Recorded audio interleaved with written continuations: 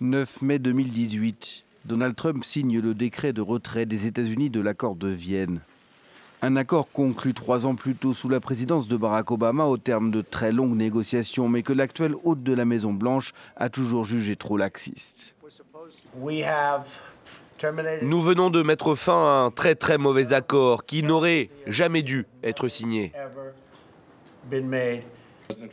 Quelques jours plus tard, le chef de la diplomatie américaine énumère 12 conditions pour conclure un nouvel accord. Des demandes draconiennes, d'abord sur le nucléaire, mais surtout aussi sur les programmes balistiques du régime et sur son influence sur les conflits au Moyen-Orient.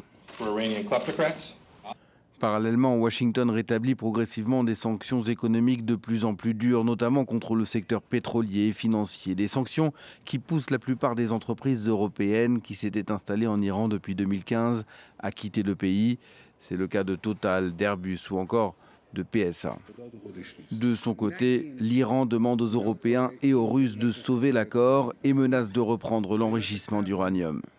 Paris, Londres et Berlin tentent bien de mettre en place un mécanisme de troc pour contourner les sanctions et permettre de continuer les échanges économiques, mais ils tardent à se mettre en place.